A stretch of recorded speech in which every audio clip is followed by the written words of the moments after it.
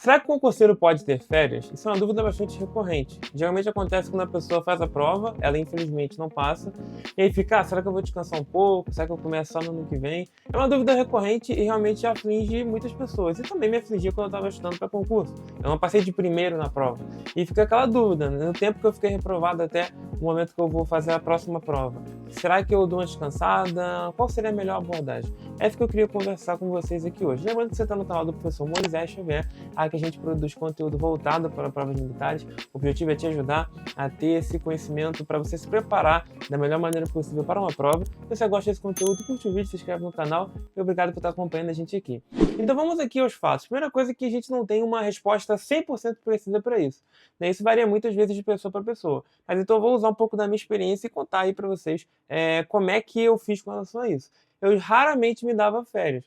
Então, a partir do momento que eu fiquei reprovado ali na prova, pensando na prova do IME, e na prova do Colégio Naval, que eu também não passei de primeira, a partir do momento que eu fiquei reprovado, eu já fui ali e já segui tocando ali os estudos para o próximo ano. Inclusive, eu usava esse período que eu tinha entre o momento que eu fiquei reprovado até voltar para o cursinho, que aí passa um período, né? Você pega a prova do IME ali, mais ou menos na época de outubro. Aí passou aquele momento ali, tecnicamente você tá meio que livre, tá? Embora, geralmente, quem se prepara para o IME tem que se preparar para o ITA, né? Então vai estudando até dezembro.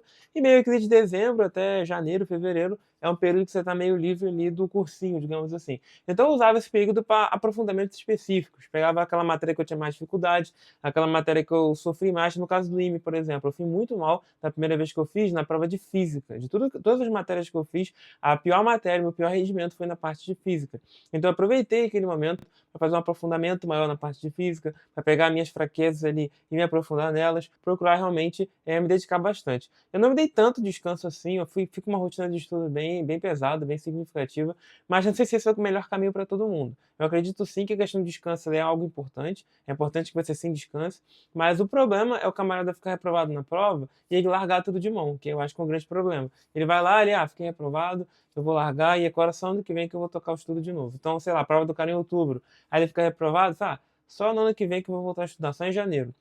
Só que isso é uma coisa muito ruim, você fica um bom tempo ali sem estudar, e às vezes até aquelas matérias que tu já sabia, você acaba não tendo mais aquele conhecimento, porque você vai esquecer muita coisa.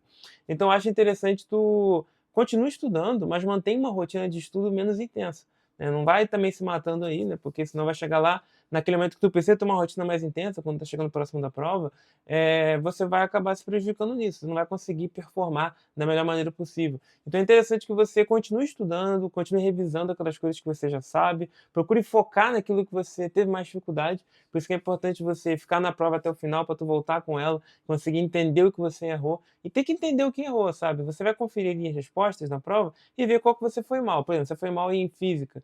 Então, eu fui mal em física, mas foi em tudo de física. É tudo de física que eu tenho dificuldade? Não, às vezes a parte problemática do camarada é só na parte de mecânica, que é um grande problema, dado que mecânica é boa parte do conteúdo que a gente cobre na parte de física. Mas vai que é um outro ponto específico, vai que a dúvida do cara é só em ótica, que é uma parte bem menor. Então ele pode aproveitar esse momento e se dedicar na parte de ótica. É claro que ele não tem que desprezar o restante, que aí se ele foi muito bem na prova de português e ele não continua replicando as regras de gramática, ele vai esquecer elas. Não adianta, a gente esquece essas regras. Quanto mais a gente usa as regras de gramática, mais a gente lembra. Quanto menos a gente usa, menos a gente lembra. Então tem uma rotina de estudo adequada, por exemplo, o inglês, né, que às vezes a gente vai deixando muito de lado. Procura ler um texto ali que tu gosta em inglês, né, uma parada até mais divertida, nem chega a ser muito cansativo. Tem uma música que você gosta, veja a tradução. Você ganhando vocabulário, né, de vez em quando revisar a parte de gramática. Claro, depende muito da tua prova, como ela cobra a gramática, né, qual o grau de profundidade ou não. Isso aí tem uns vídeos aqui no canal que eu abordo, estratégia para cada prova de concurso. A gente está montando uma playlist voltada para basicamente todas as provas militares, né, como você deve estudar aí para cada prova. Mas eu quero que vocês entendam isso, né? O largar de uma vez assim o estudo e só voltar no ano seguinte é uma coisa perigosa. Pode te prejudicar e fazer com que você vá mal. Claro que performar também de forma muito intensa, ferra que é reprovado, agora eu vou estudar que nem um louco. Pode ser que lá na frente você não consiga sustentar essa rotina de estudos. Não crie uma rotina de estudo que seja insustentável no longo prazo. Às vezes é melhor tu criar uma rotina de estudo menor, mas que ela seja sustentável no longo prazo. Só para estudar 6, 7 horas por dia, e tu não consegue sustentar isso no longo prazo, e se tu não consegue ficar concentrado, é pior ainda. Então você tem que diminuir essa rotina, para uma rotina que tu consegue performar bem. E aí, conforme você vai indo bem, você vai aumentando aos poucos. Então a gente tem que ter um pouco de cuidado quando a gente pensa nessa questão do estudo, para a gente não acabar se auto-sabotando. Tá bom, pessoal? Então, resumindo aqui a abordagem, eu recomendo que vocês continuem estudando, que vocês não parem assim de vez, foquem nas suas fraquezas, mas também não tenham uma rotina muito absurda. Não tem uma rotina assim que vai acabar te prejudicando, fazendo que lá na frente você não tenha mais forças para continuar estudando. É claro que tem outras variáveis que eu não inseri aqui no vídeo, como a questão da pessoa trabalhar e estudar, e aí em breve fazer um vídeo sobre isso, né, como é que você monta uma rotina de estudos para quem trabalha e estuda. Em breve a gente fala um pouco mais sobre isso, então eu vou deixar para comentar sobre esses pontos específicos mais para frente. Se você ficou até aqui, não deixe de curtir o vídeo, se inscrever no canal, e obrigado pela atenção e até a próxima.